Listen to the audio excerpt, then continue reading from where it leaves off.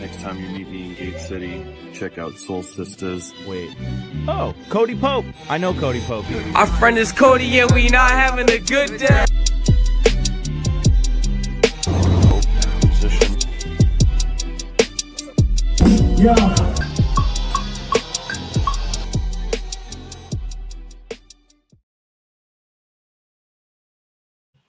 Yo, what's up, everybody?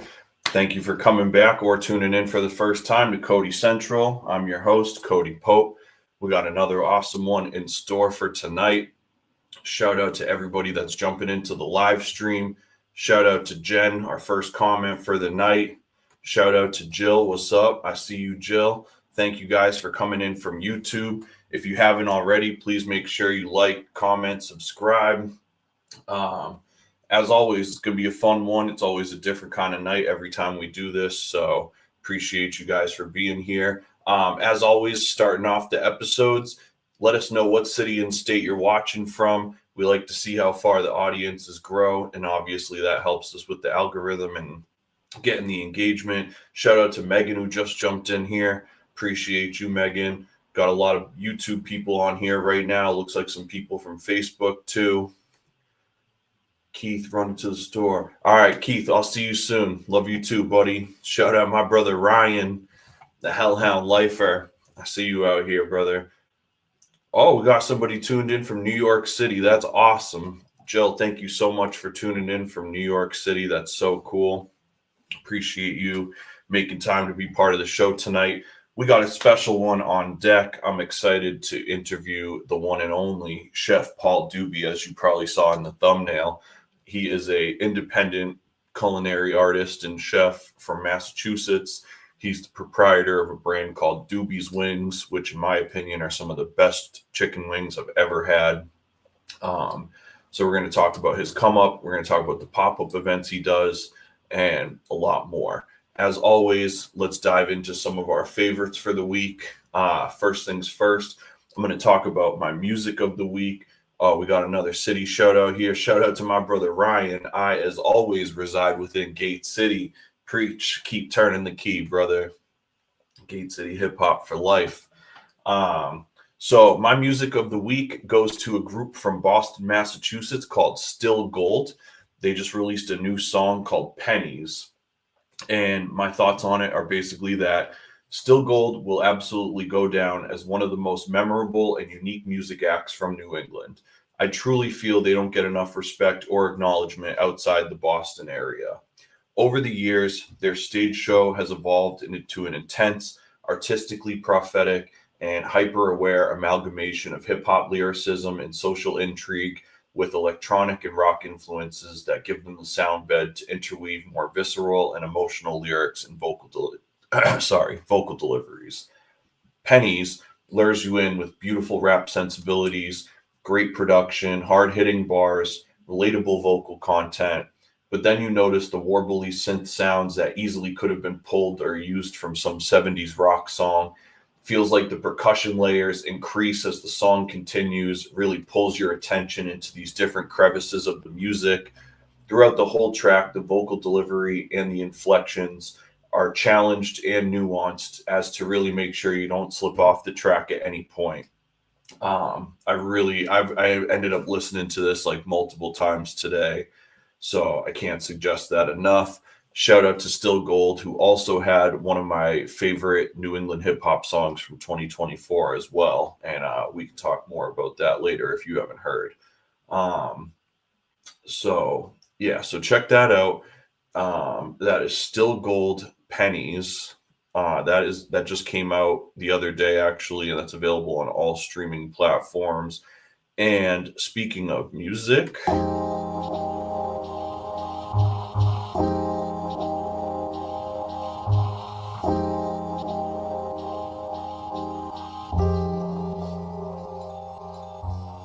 My lace is tight enough for...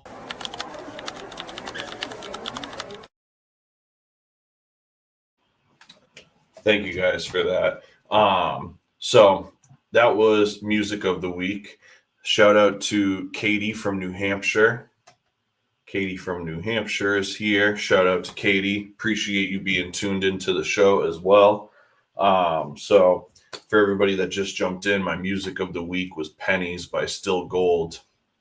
Ryan said, what a tease. So movie of the week this week, I finally got to my favorite place in the world, the movie theater, and I finally saw Nosferatu, which is from 2024, directed by Robert Eggers. And I got to tell you guys, this was one of my favorite movies that I've seen in a long time. Truly outstanding work.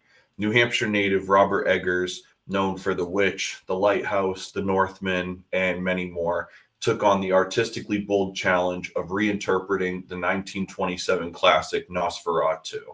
If you're going to approach any sort of remake or reboot type thing, this is a brilliant example of how to do that with artistic integrity and proper homage to the source. The writing was fantastic. Every bit of dialogue was captivating, even as they switched between languages at times. The casting in this one was absolutely stellar. I didn't even recognize Bill Skarsgård until I noticed his name in the credits and put it together. I was truly blown away. I will definitely rewatch this one multiple times. I'm so glad I caught it in theaters as my first watch. I gave that one a 4.5 stars. And if you want to know more about my movie watch lists, my movie reviews, all of this kind of stuff, I encourage you to follow me on Letterboxd if you're on Letterboxd. And it's a place where we like review and talk about movies. And so I'll kind of give you a little more in depth about that.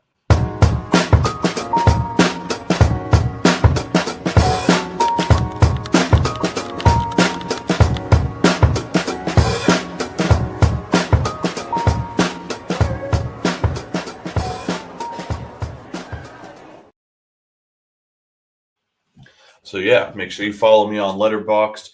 One cool thing that they just added to Letterboxd recently, as well as reviews and watch lists and talking to people about movies, is now we can review UFC pay-per-views. So I'm going to get in trouble there. I'm really excited about that. So yeah, so make sure you follow me on Letterboxd if you're over there, and we'll get real in depth on the movie shit. I'm going to run through some event listings here real quick as possible. And as always, let me just switch up my banner here. If you guys want to have anything plugged on the show at any point, if you want to have a show mentioned, if you want to have a logo up in the space somewhere, if you want me to do an ad for your anything, shoot me an email. Let's talk about it. Obviously, I could use some support for this show and funding all of the expenses that it takes to keep it going. So I'd be happy to partner with some brands that could really make that happen.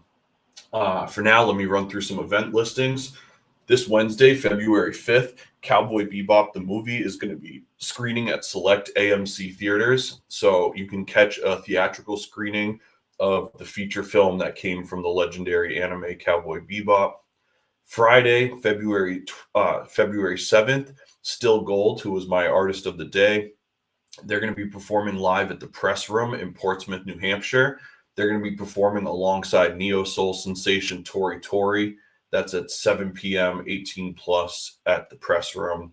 Also on Friday, February 7th, we've got Jarve with Mr. Burns, King Green, and Damn Skippy at the Middle East in Cambridge. Jarve, as many of you guys probably know, is a Vermont hip-hop artist who is based in New York now, and he's just embarked on his first headlining tour, so that is going to be a great show. Saturday, February 8th, Combat Zone MMA is going to be at the SNHU Arena in Manchester, New Hampshire. Combat Zone's a New England MMA promotion that's co-owned by Calvin Kattar of the UFC. My good friend Mike Woods, Jolliker, is going to be fighting against Danny Buteau for the 145-pound title. You can still get tickets to that. It's going to be a great fight night. Shout out to Jess up in the spot. She said, Jarve's the homie. Shout out to him. Ryan said, I got a spare ticket now, Pope. Oh, no. That doesn't sound good. Unless that means you're going too. I'll definitely inquire about that, though, because that'll be fun, hopefully. All right. So Combat Zone on Saturday, February 8th. Thursday, February 13th, Fleshwater is going to be playing at the Drake in Amherst, Massachusetts. Fleshwater is a really cool heavy rock band from Boston, Massachusetts. They're going to be opening for the Deftones on tour this year. So this is going to be one of your like last chances to see them in like a really cool intimate setting. So if you're in that area, I would definitely encourage you to go check them out. Saturday, February 15th, Get Up Kids, 25 years of something to write home about at Aura in Portland, Maine. The emo indie rock legends are celebrating one of their most important albums, and can only imagine that's going to be such an incredible show. Also on Saturday, February 15th, American Nightmare 25th anniversary show with No Warning and the Suicide File at Monarch in Brooklyn, New York. It's the 25th anniversary show for the Boston hardcore legends, who also are known as Give Up the Ghost. Boston supergroup The Suicide File is going to be there, and Canada's powerhouse No Warning. That is going to be a legendary show. Wednesday, February 19th, Haywire is going to be at River Grange in Concord, New Hampshire. Haywire is one of Boston hardcore's most active and hardest working bands out right now, so that is going to be a wild show. Friday, February 21st, Ill Bill and DJ Eclipse are going to be at Jewel in Manchester, New Hampshire. Ill Bill and DJ Eclipse are part of the legendary New York City underground hip hop group Nonfiction, as well as extensive body of work on their own. It's always an honor to have legendary artists come through New Hampshire. Saturday, February 22nd, In Remembrance is going to be playing at the Shaskeen in Manchester, New Hampshire. In Remembrance is a really important Merrimack Valley metalcore hardcore band. It's awesome to see them back doing their thing. Wednesday, February 26th, former episode podcast guest 2 times now, Andrew McGinnis, is going to be doing his feature spot at Bards on the Rocks in Manchester, New Hampshire. Then Thursday, February 27th, Comeback Kid is going to be doing their Wake the Dead 20th anniversary show at the Middle East Downstairs. The Canadian hardcore legends celebrate 20 years of their Paramount album, Wake the Dead. They're doing a high energy show downstairs at the Middle East. It's going to be insane. Friday, March 7th, Everclear is going to be at the Nashua Center for the Arts here in Nashua, New Hampshire. The 90s alternative rock sensation Everclear are making their way for a noteworthy performance here in town. That is going to be super nostalgic. That same day, Friday, March 7th, Sam Morrill is bringing his The Errors tour to the Music Hall in Portsmouth, New Hampshire. Sam Morrill is one of my favorite stand-up comedians right now. He's also part of the We Might Be Drunk podcast with Mark Normand. Definitely worth catching Sam when he comes to New Hampshire. Sunday, March 9th, the Preservation Hall Jazz Band is going to be at the Nashua Center for the Arts. They're a New Orleans jazz band that was founded in the early 1960s. Friday, March 14th, Cowboy Bebop presented by the Bebop Bounty Big Band at the Nashua Center for the Arts. So there's going to be a musical interpretation of the seminal 90s anime performed by a big band group. I am definitely going to try and catch that. I just think that is so phenomenal. What a cool, if you love Cowboy Bebop, what a cool way to experience it with that kind of music behind it. Monday, March 19th, Quicksand is going to be at the Paradise Rock Club in Boston, Massachusetts. The 1990s post-hardcore legends make their way to Boston for a rare appearance. March 21st and 22nd, Ceremony's 20th anniversary shows at the Bowery Ballroom in New York City. California's incredible punk, hardcore, new wave iconoclasts Ceremony celebrate 20 years of being a band with 2 special East Coast shows in New York City. Those are not to be missed. Saturday, March 22nd, Michelle Ningiocello, I probably butchered that, I'm sorry, is going to be at the Groton Hill Music Center. She's a Grammy-winning bass player, poet, and songwriter who's going to be putting on an incredible show. You can catch her recent performance on Tiny Desk, which is really beautiful as well. April 8th, Conservative Military Image and Street Power are going to be at Gino's in Portland, Maine. The Chicago skinhead hardcore band Conservative Military Image and the East Coast hardcore outfit Street Power are going to be tearing it up at Gino's Rock Club in Portland, Maine. That is going to be a wild night for sure. Friday, April 4th, Beth Gibbons of Portishead is going to be at the Orpheum Theater in Boston. Beth Gibbons is the vocalist for the alternative trip-hop group Portishead. She's going to be performing songs from her new solo album. April 11th, Sabretooth Zombie is going to be live at Ralph's Rock Diner in Worcester, Mass. Colin of Arabia is also on that show. Peace Test is on that show. That is going to be a wild, hardcore punk rock and roll event. Monday, April 12th, Cold Cave is going to be at the Brighton Music Hall in Alston. Cold Cave is the solo project of American Nightmare vocalist and Heartworm Press founder Wesley Isold. It's often described as a collage of dark wave, noise, and pop, heavily influenced by the likes of New Order and Joy Division. So that's going to be a really surreal show. April 19th, Joe List is going to be at the Wilbur. Joe List is another stand-up comedian I've come to enjoy a lot over the last few years. You may have seen one of his multiple YouTube specials, independent movie features. He toured with Louis C.K. He has a number of podcasts out, and so he's going to be doing live stand-up at the Wilbur, so that's going to be gnarly. May 31st and June 1st is Tied Down Fest in Detroit, Michigan. American Nightmare, Speed, Judge, The Wrong Side, Hope Conspiracy, Fiddlehead, Trial, Regional Justice Center, tons more. It's going to be a 2-day festival in Detroit with some of the biggest bands in hardcore. Definitely worth making the pilgrimage for. And lastly, Saturday, June 28th, Godspeed You Black Emperor is going to be playing at Roadrunner. This is a overdue rescheduled show from last year. The iconic Canadian post-rock band finally makes their return to Boston after a number of delays. If you aren't familiar with them, they're a beautiful band that's been around for decades that mixes instrumental and avant-garde music with like visual projection. It's really, really cool. It's going to be a breathtaking show, I can imagine. And so, as always, I'm always trying to promote things that I think are cool, events that I would want to be at myself. If you have an event that you think would be cool, please send it to us at codycentralshow.com. I love to do this just to give people an idea of things that they would be interested in to get them out of the house. It's a really important part of what we do here in the show about educating people on things that are cool. And so with that said, one moment.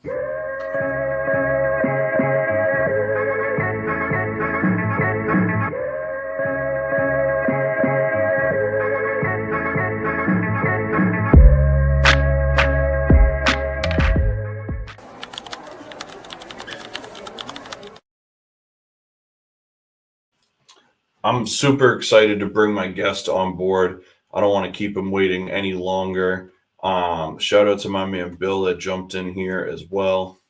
I'm excited for our guest tonight. We met in the last couple of years through the ever-growing New England Pop-Up Kitchen and Food Network. I originally got to try his wings at a pop-up event with our episode 1 guest, Chef Adam Jumptown.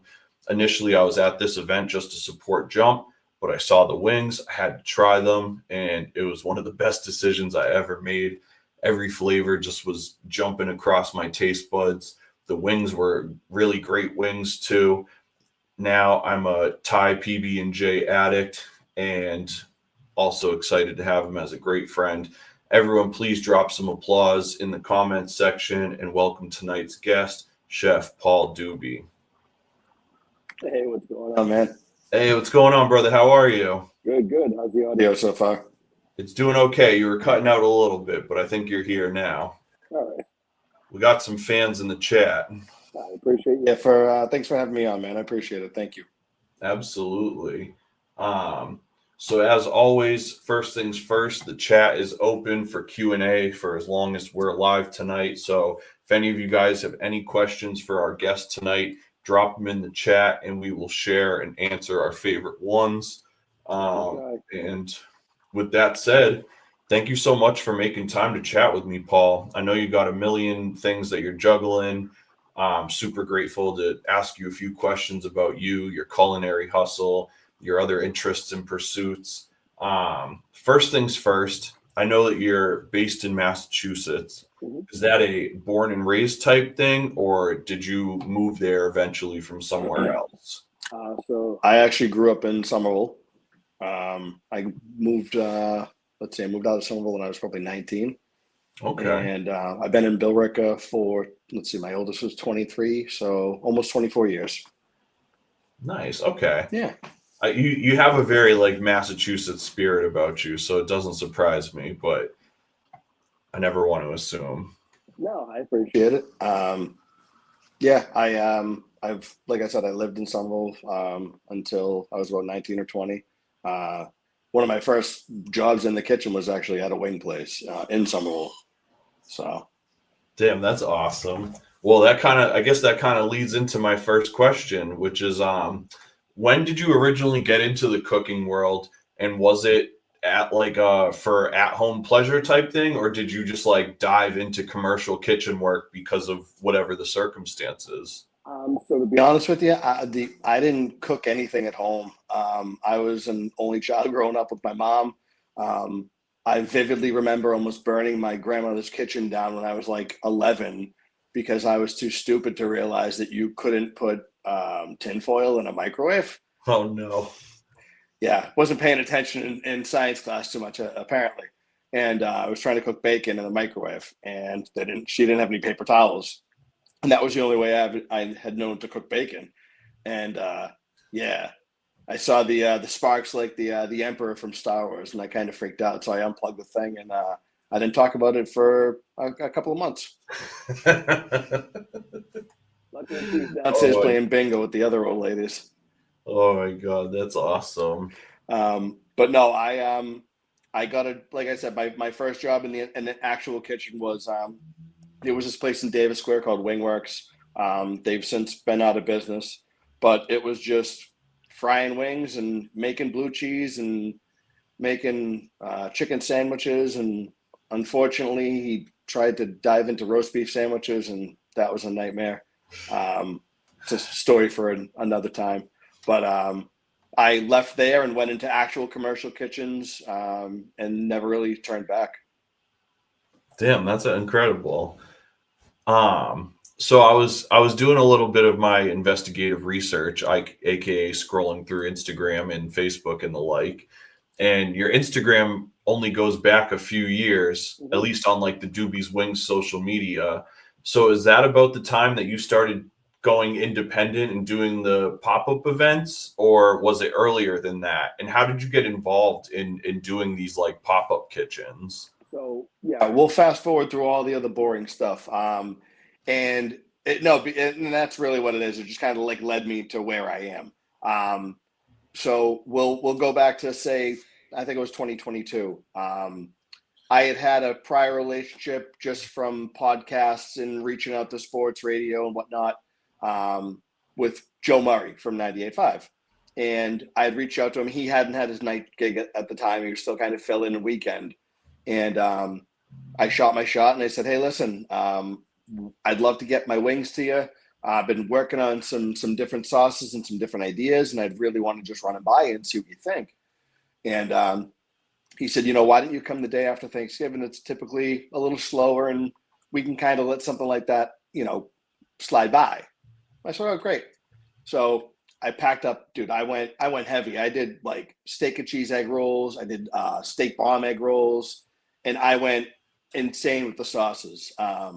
It was the buffalo, the Thai PB&J, and at the time, the garlic parm was called a scampi sauce because I thought, well, scampi, it's different. Everyone else was using the name garlic parm. I wanted to throw something else out there.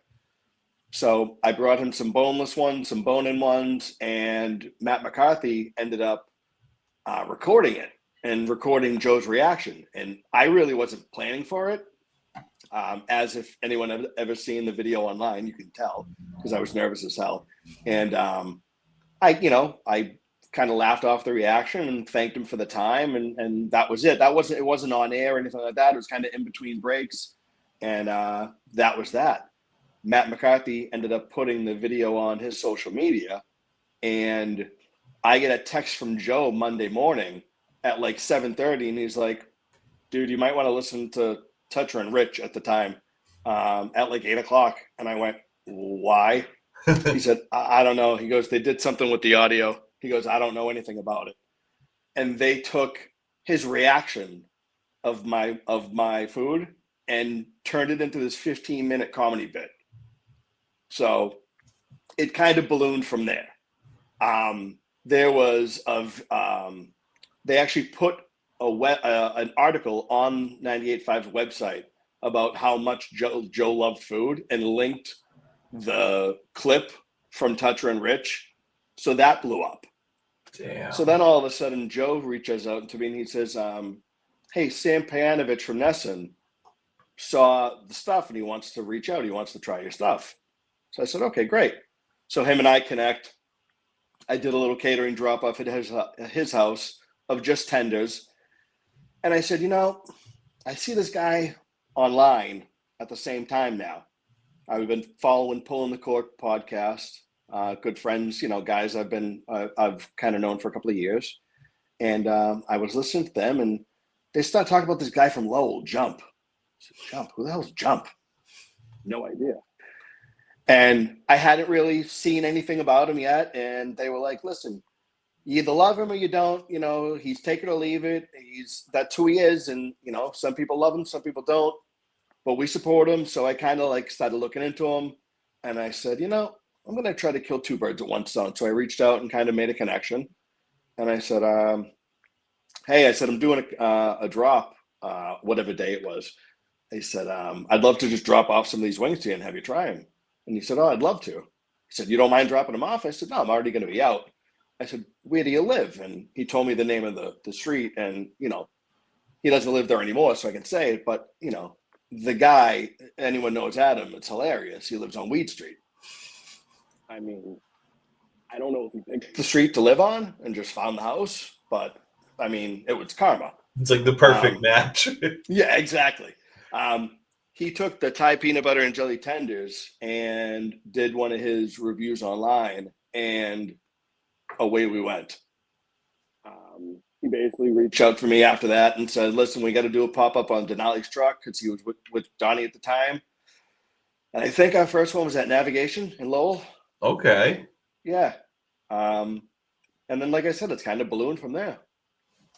Damn, so that's wild. So to bridge the gap a little bit, you started working in commercial kitchens in your late teen years, Yep. But then fast forward to the early 2020s, and now you have the inkling to almost do these more independent ventures.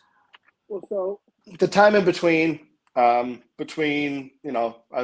had 3 kids. I coach football. I've had between wrestling, soccer, basketball, football, there's almost a sport in every season or practice or warm up. So I just never really had the time. And, from my early 20s until a couple of years ago, I was between working my way up from line cook to, sous chef to assistant manager to executive chef and all that, all that in between.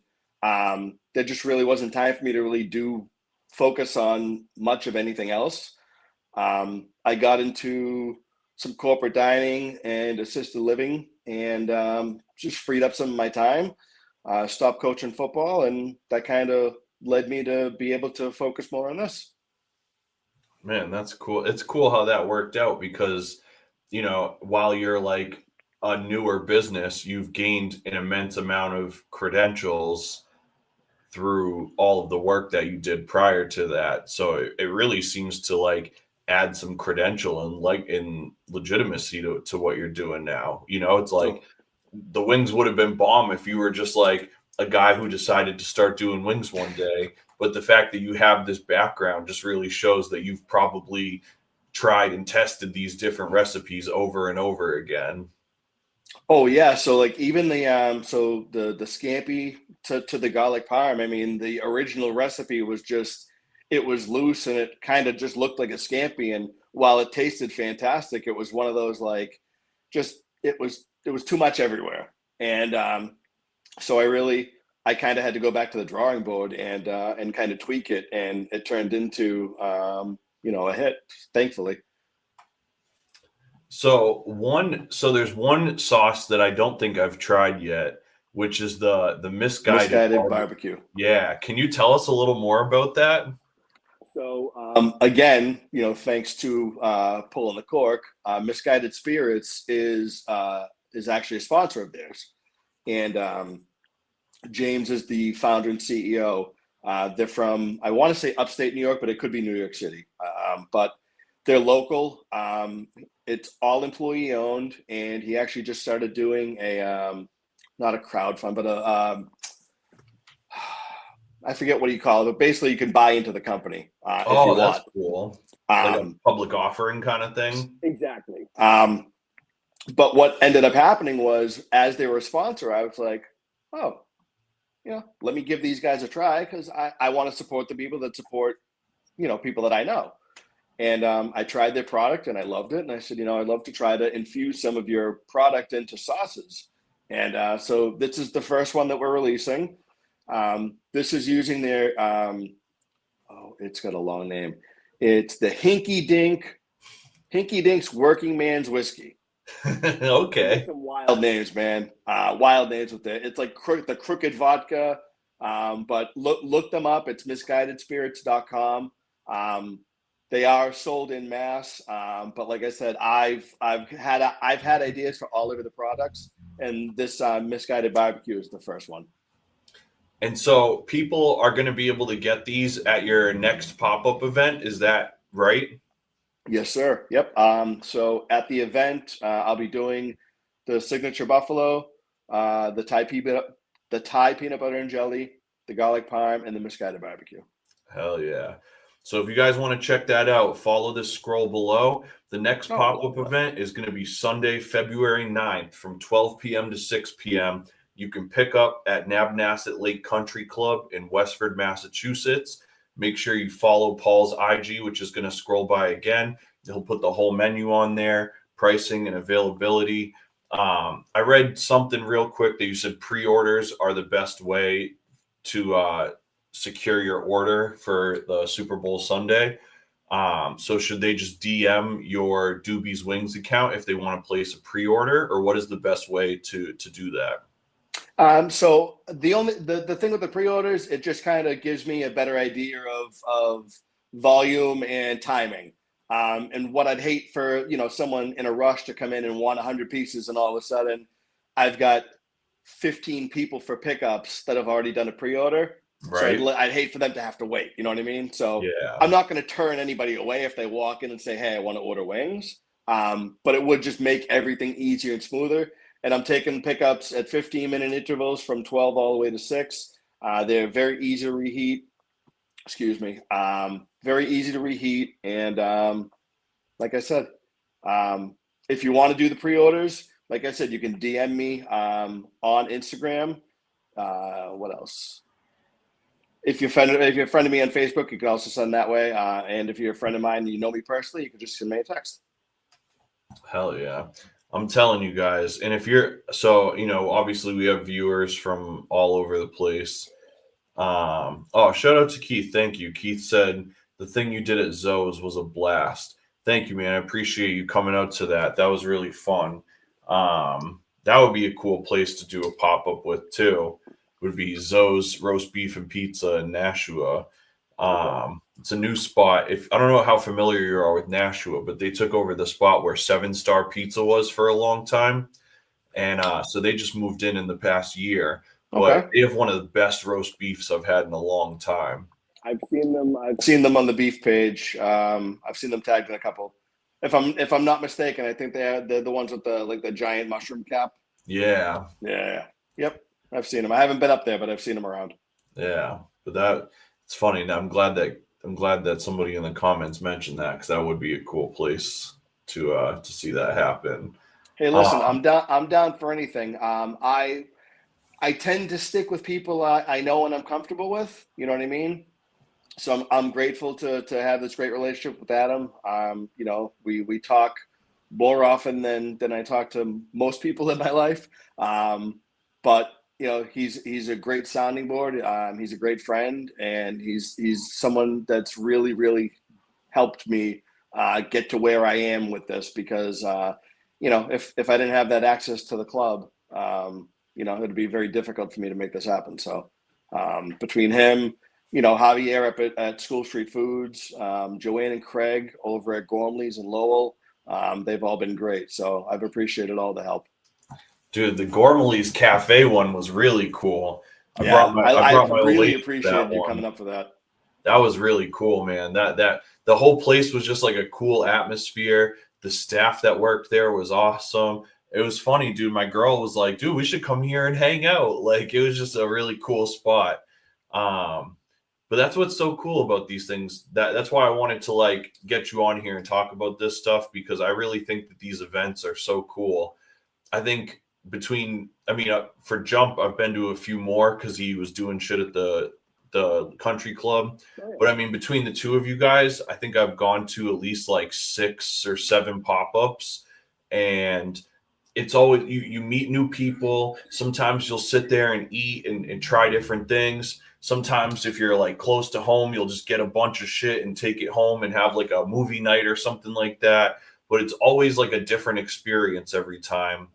And I think that going out to eat, door dashing, even getting groceries nowadays is so expensive, right? Like everything is just so expensive that you should really, if you're going to spend the money, treat yourself to an experience. And like these pop-up events are the kind of experiences where it's like you're putting money in the hands of people that it truly has an impact on. You're getting food that people really cared about and really loved and put their like heart and soul into. It's just such a cool thing, and I really hope to see it happening more often, where people, it's like you see these ghost kitchens on like DoorDash and stuff. Yep. And that's an interesting concept in and of itself, despite how controversial it is. But like, it would be more interesting to me to see events like what you guys do, but like partnering with more of like the local bars and local restaurants and stuff like that, and being like a pop-up vendor kind of thing. I think that especially you and Adam, you guys have such cool and unique products that are really such a specialty thing that it's cool to create these like experiences around the food. I appreciate that, man. And it not only is it a fun time, but it's really a blessing because, I get to meet all these great new people. Like my world has just grown immensely in the last couple of years from doing these events. And, you see these new faces and you see these repeat faces, and, it may take me a time or two to see you because, let's face it, the first event or two, I was not in over my head, but I was a fish out of water. I didn't know what to expect. So I was just head down, just like bull going forward. You know what I mean? Yeah, thank you. And kind of Adam was the face and the voice.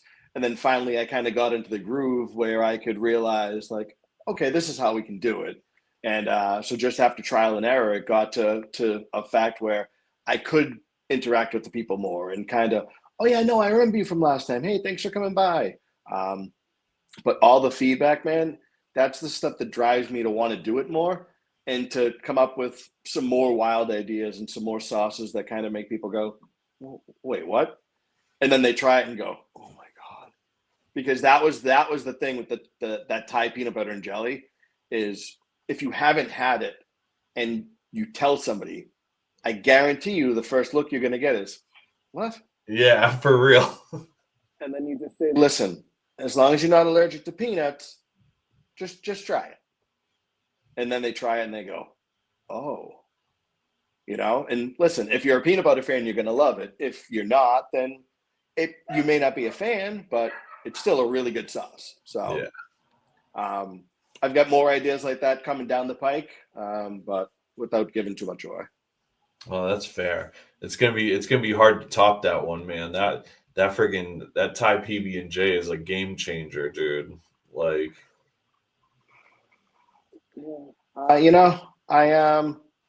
it is. Thank you. I can't take full credit for it. I've tweaked it. I had it once someplace years ago. Sparky's up in Haverhill. They do some similar.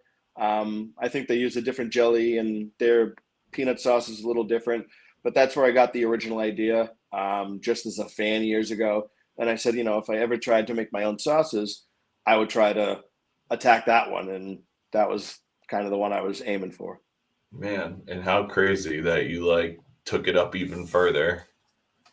Yeah, and then a buddy Ralphie from he's in Wilmington. Another guy who's big on all the food group pages for a while. He had given me the actual suggestion to put the crushed peanuts on top as like a texture garnish. And so once I started doing that, it elevated it even more. So Dude, it really it's been a does. work in progress for a couple of years, but I think we're finally at that point where I can just let it ride. That's sick. I know, obviously, I know wings are always going to be like the core thing, but with your like culinary background, is there any other items that you've thought about that you want to put like the Dube's touch on in the future? Oh, I do it multiple times at different events as well. I just focus on these because it's kind of the easiest thing for me to attack all at once. I am doing a small batch of chili for the Super Bowl as well. Just haven't really announced it yet, but peel that layer off the onion now, I guess. So I will be doing a chili, but I do mac and cheese. I mean, listen, I'm 46. I've been in the kitchen since 1995. And when I say stuff like this, I don't want it to sound arrogant or anything like that, but I've cooked a lot, and I've cooked a lot of different food, so I can cook a lot of different things. So just because I haven't shown it or taken a picture of it doesn't mean I haven't done it or that I'm not proud of what I've done.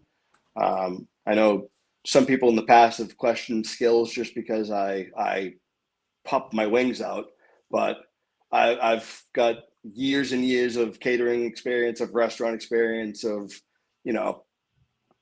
running these multi-million-dollar restaurants.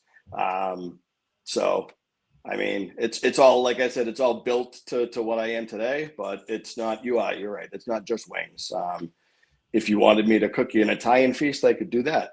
If you wanted me to cook you an Indian feast, I just actually started learning that a couple of years ago. So that's That's cool. Yeah, that's a new one for me. And so plug that with the information I was saying earlier with some new sauces, and maybe we'll get a little idea where I might be going with my next idea. But we won't say much more than that. So I feel like you'll have an interesting take on this, perhaps, because you have the experience doing these pop-up style events, and you also have the experience of working in like a brick and mortar commercial kitchen kind of setting. So what are some of the pros and cons of doing the pop-up style events opposed to like the brick and mortar or maybe a ghost kitchen?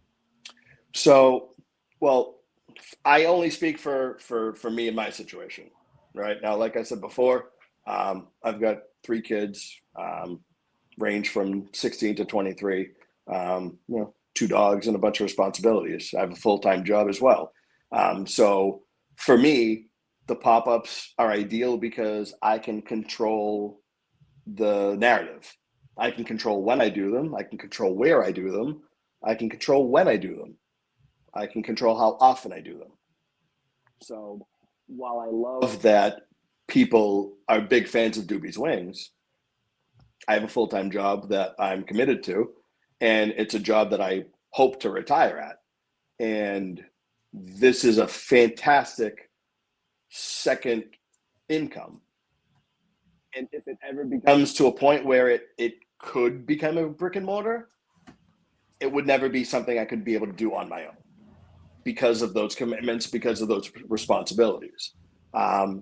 And that's just kind of where it is in life now.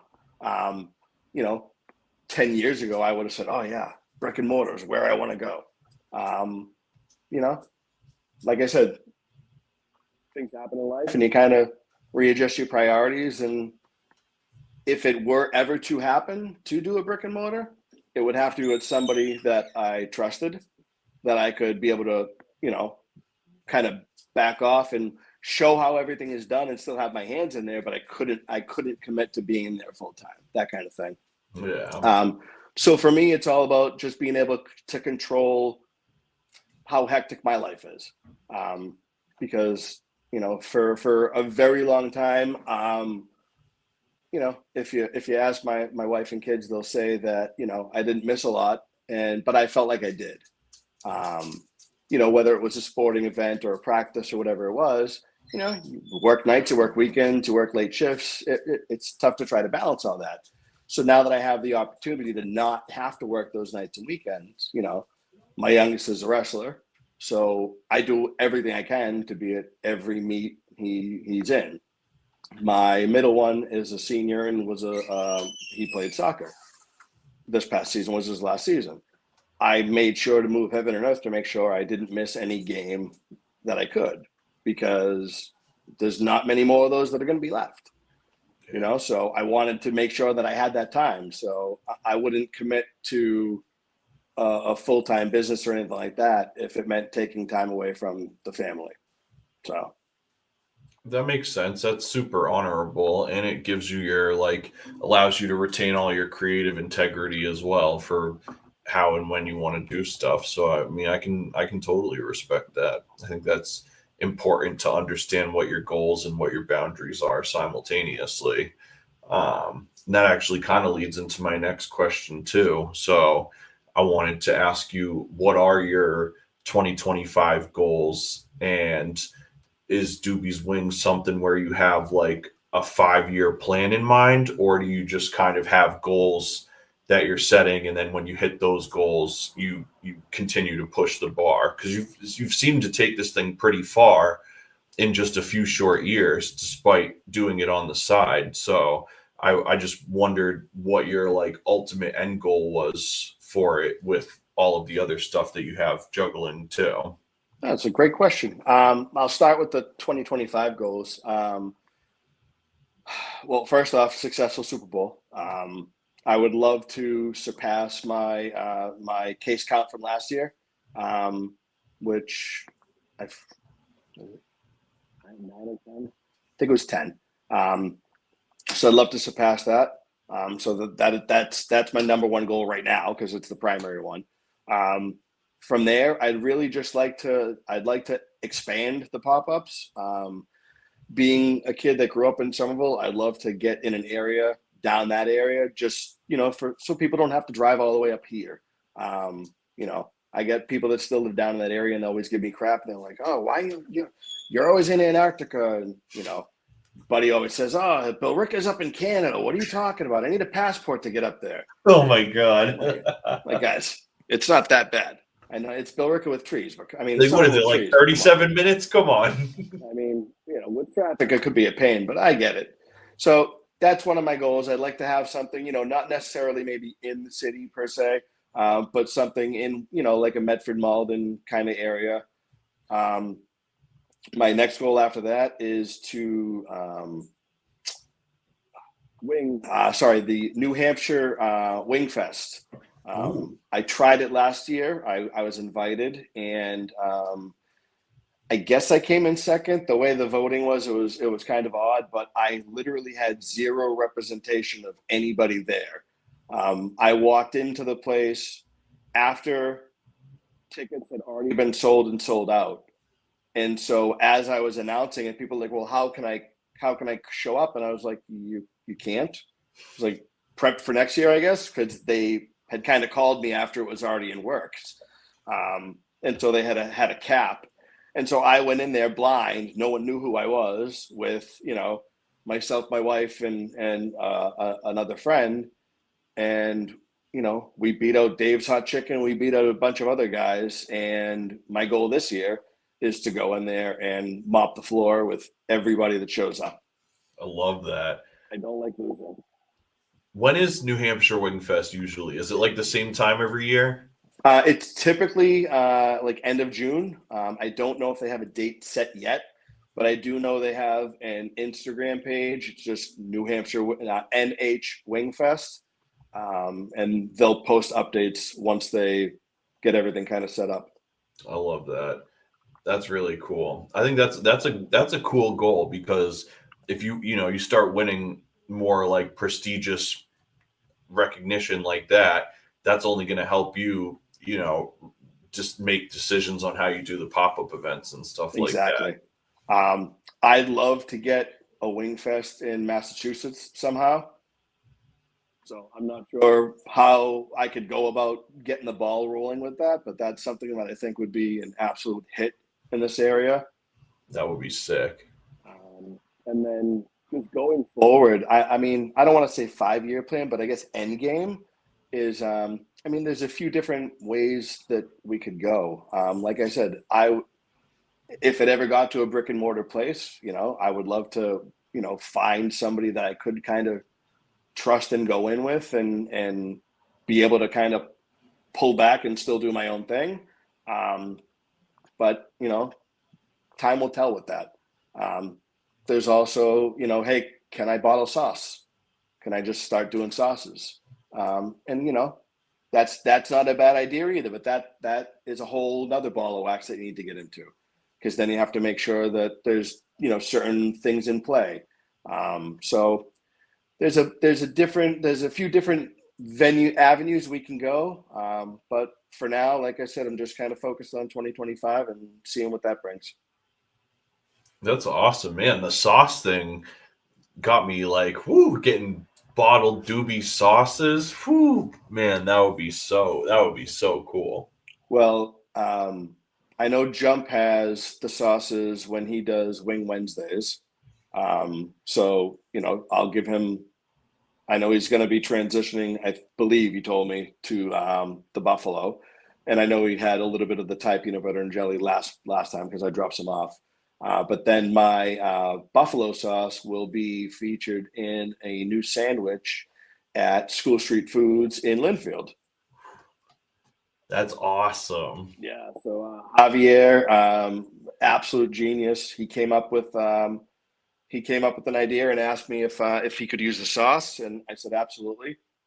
And he said, I want to take a blue cheese dressing and infuse it with mango. He said, but I want to add something else to it. And he's like, I'm not sure what. And I just went, how about passion fruit? And he went, all right, I'm going to play with that and I'll get back to you. And he never got back to me, which is fine because we're all busy. But I'm at a wrestling tournament watching my goodness team. And I look down at my phone and I see a video that Javier posts. And he comes out with his little pastelito. And he comes out with the sandwich, and it's called El Buffalito or whatever he called it. And he's explaining it, and it's the goddamn sandwich. It's the buffalo sauce. It's the passion for blue cheese. Now what do you call it? He calls it blue passion. And I'm not a blue cheese fan. I've yet to get up there, but I'm going to go up there and I'm going to try it exactly how he had it, and I can't wait. Oh, man. I know. I got to get out there, too. I see his videos all the time, and it looks so friggin' good. I think the people – I'm grateful for the people that showed up at the pop-up I did there in Linfield back in December. But I think people were so disappointed that we weren't doing pastelitos as well. It was just wings. They were like, oh, I came here for both. Right? Dude, I can imagine. That's a little bit of a hike for me, so I definitely would have been like – when I go to those pop-up kitchens, I'm there to spend. I'm trying to take home as much shit as I can. I want to try a little of everything. I'll tell you, man, there hasn't been one thing at his place that I haven't liked. I mean, everything has been top-notch. So yeah, he was at the first event that I had your wings at as well. Yep. So I got to try everybody's stuff, and it was freaking phenomenal. Yeah, you were there. Byron was there as well. Yep. And I'm pretty sure, was Bill there too? Yeah, I think Bill and Ruby showed up at one point. Yep. Yeah, that was a great event. Yeah. Speaking of that, I figure the best way to close this thing off tonight is to talk to everybody about this upcoming pop-up event that is going down on Sunday, February 9th. Can you tell everybody a little more about what that experience is going to be like and how they can get involved in that? Sure. So thanks to the Nabnasset Lake Country Club in Westford. I don't have the address, but I'll get it for you by the time we're done. It's in Westford, Mass. Yeah, Google it. Westford, Mass. You guys will find it. This. Here we go. 47 Oak Hill Road in Westford. I'll be there doing pickups from 12 to 6, planning at 15-minute intervals. The menu is available online at my Instagram account, at Dubies_wings_. What we're doing is 6-piece. Let's see, I'll just pull up the whole menu right now. We're doing a 6-piece, a 10-piece, a 20-piece, or a 50-piece, offering the garlic parm, the Thai peanut butter and jelly, the buffalo, and the misguided barbecue. Thank you very much. Appreciate that. And like I said, if you want to do a pre-order, you can just direct message me on Facebook or on Instagram. If you have my cell phone number, feel free to reach out. If not, I apologize, but you're not going to get it. And then I am taking walk-ins as well, but just be patient if you're a walk-in, because if it's at the same time as a bunch of pickups, they are going to take priority. Cash or Venmo only, so we appreciate that. And again, we're just looking for it to be a great event. I do know that the bar is going to be serving alcohol, so if you want to grab a beer, grab a drink while you're waiting, or if you want to grab a 6-piece and sit down and have a beer and then grab a bigger order to go, whatever you guys choose to do, just wanted to, a way to support them as well, because they're gracious enough to let me do this. So it's a way to kind of, put some coin back in their pocket as well. Yeah. And it's a cool atmosphere too. It's not menued, but I will be doing a chili with chips and cheese as well, as long as it is available. Whew. Man, that's going to be good. You got wings and chili all in time for a Super Bowl. Mm-hmm. What more can you ask for? You can get anything from a 6-piece to a 50-piece of all 4 flavors. How do you beat that? I don't know. 100-piece. And yes, you can get one of those too. Yes, let's go. Man, it's so worth it. I'm telling you guys. You guys will see me there. Nabnasset Lake Country Club, Sunday, I almost said January, February 9th from 12 p.m. to 6 p.m. That's 47 Oak Hill Road in Westford, Massachusetts. You can pre-order or walk in. Pre-orders preferred. All are for pickup, but they'll have seating. You can eat there, grab a beer while you're there. Man, this is going to be an awesome night. There's so much more about you too that, I see all your wrestling posts all the time. Feel free, man. I mean, whatever you want. So you're really involved in like collegiate sports in general, it seems.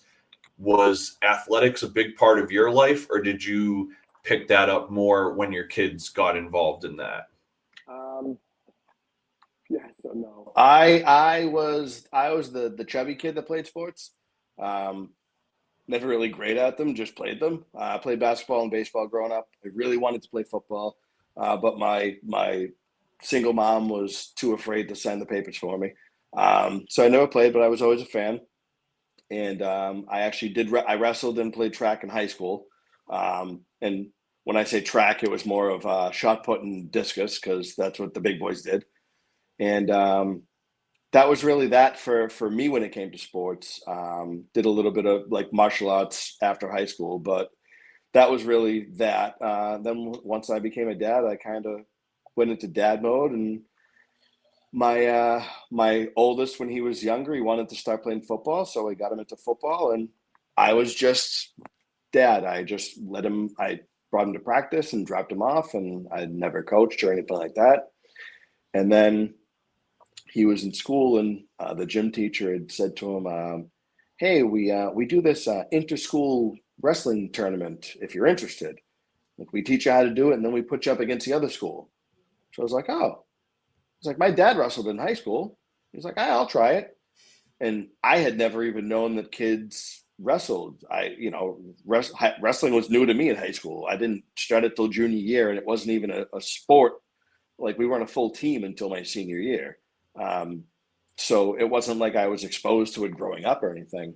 But he started, and he absolutely loved it. So From there, we signed him up to Billerica Youth Wrestling down at the Boys and Girls Club. And Darren Cassidy's run that program for ages. And I can't tell you a guy that cares more about each and every kid that's walked through that program than that man. He's built the base of a bunch of great wrestlers. And as a matter of fact, I heard you talking about Combat Zone MMA earlier. One of those great wrestlers just won a title for Combat Zone, Jake Ferry. Oh, awesome. Yeah. So I remember watching Ferry when he was 6th grade, 7th grade, just wrestling as a kid at Billerica. Damn, that's awesome. So to be able to see him, do what he did at the Tech and just, be an absolute buzzsaw, and then see what he did at Kent State, and then see what he's doing now between, coaching and working in the ring. It's amazing. That's so cool. But yeah, when it came to wrestling, my oldest just kind of, like I said, just kept going into it. And about 6th grade, he had some older friends that were going to the Tech, and, Mark Donovan Dunny would, hey, you got to come be a Ram and come wrestle and this and that. And he got Austin and a couple of friends in the room just rolling around to practice between like 7th and 8th grade, and they were hooked. And they went to the Tech and they wrestled for Dunny for all 4 of the years. And unfortunately, we lost him to cancer a couple of years ago. But Pratt and the boys have continued the legacy very, very well, very strong. And my youngest is now a sophomore there. He started when he was probably like 6 or 7. Wasn't really serious about it, just kind of learning the how to do everything, and really started getting serious about 6th, 7th grade, putting more time in practice and really focusing and putting the work in. And like I said, now he's at the Tech with those boys. Damn, that's awesome. Yeah. I have to jump back to food because the comments are popping. Somebody asked, is it supposedly spicy chili? Does he got some fire to the chili? So first off, I will say I never ever thought I'd say this publicly, but go Eagles. I can't do it again, guys. I'm sorry. I can't. And it's got nothing to do with this. It really doesn't. I just can't. And Kermit the Frog and his brother and wife, I can't. Travis Kelce's a douchebag. Yeah. So the chili, I can add spice to it. It does have some zip to it, but you're serving for the masses, so you don't want to kill somebody with it. But I will tell you that I use part ground beef. Typically, if I can get like my hand on, if the butcher doesn't want to kill me when I ask him, because sometimes they give you the eyebrow. I love to do ground ribeye. Just I know people tell me I'm crazy, but I asked him one day. I gave him like 3 pounds of ribeye, and I go, did you guys clean you guys shut down the grinder for the day? He's like, oh no, we still got some stuff to do. I go, good. Can you grind this for me? And he goes, what? I go, I'm making chili, dude. He goes, ooh, that sounds good. I go, well, we'll find out, but I'm gonna fuck around and find out. So hell yeah. I did, but I also add hot Italian sausage, so it does have some zip to it. Okay, hell yeah, dude, that's awesome. I'm so excited to be there on Sunday. I'm long overdue for some Thai PB&J wings, but I'm gonna try a little of everything this time for sure. I'm gonna put my pre-order in soon. You guys, if you're in this area, if you're anywhere within like 50 miles, please go out to this event. It's this Sunday, February 9th, 12 p.m. to 6 p.m. Pick up at the Namnasset Lake Country Club in Westford, Mass. It's 47 Oak Hill Road. Dube's Wings is going to have 6, 10, 20, and 50 pieces, and obviously you can rack up from there. They'll have the garlic parm, the Thai PB&J, the buffalo, the misguided barbecue. It's all going down Sunday, February 9th from 12 p.m. to 6 p.m., just in time for Super Bowl Sunday. Paul, thank you so much for making time to chat with me tonight. It's been so cool to get your thoughts on a lot of this culinary stuff and some of like the independent entrepreneur stuff and juggling the work life and family life stuff. Do you have any last things that you want to leave with people before we call it a night tonight? No, listen, first, I just want to thank you for giving me the opportunity to come on, the week before the event and kind of get the word out there to everybody that's listening. So thank you. I appreciate it. And to everybody that's listening and watching that's tried my stuff, thank you. I really do appreciate it. If it wasn't for the consistent feedback and all the great reviews and the positive stuff that everybody, gets back to me, it wouldn't drive me to keep doing this. To be honest, yes, I came up with Dube's Wings, but without you guys liking it, I mean, I'm just the guy that makes wings for my family. So I appreciate it. I'm going to continue to do it. Like I always tell the residents in the community that I work for, as long as you keep eating what I'm giving you, I'm going to keep making it. So you keep eating the wings and I'm going to keep bringing them to you guys. Thank you. Oh, I love that, man. Thank you so much. If I don't talk to you beforehand, I'm going to see you on Sunday. I hope to see all of you guys in the chat there as well. One last time, make sure you guys follow Paul at Dubies_wings_ on Instagram. The event is this Sunday, February 9th, Nabnasset Lake Country Club. Go to the Instagram page for the menu, the pricing, all the info. DM your pre-order. Paul, I'm going to catch you soon. Thank you so much for your time. Have a great night, brother. I will see you very soon. I appreciate it, brother. Thank you so much. Much love. Thanks, everybody. Have a great night. Guys, thank you so much for coming in for another episode of Cody Central. I can't believe we're 12 episodes deep so far. This has really been such a wild ride. I love getting the opportunity to get to interview all of these interesting people that have such an impact on their community. Make sure you guys mark your calendars. Go out to this event on Sunday. Pick up some food to bring home. The wings are easy to reheat. I guarantee you'll fall in love. It's going to be awesome. And as always, thank you guys for the support. Make sure you guys like this. Make sure you guys drop a comment. Make sure you guys share it. Thank you to everybody that was here in the live stream tonight. Shout out my brother Ryan. Shout out to Jen. She said, much love, Paul and Cody. Good night. Peace out. Peace out to everybody. As always, please listen to Giant Steps in Gate City wherever you listen to music, and tell a friend. Tell them about the show. Tell them about the music.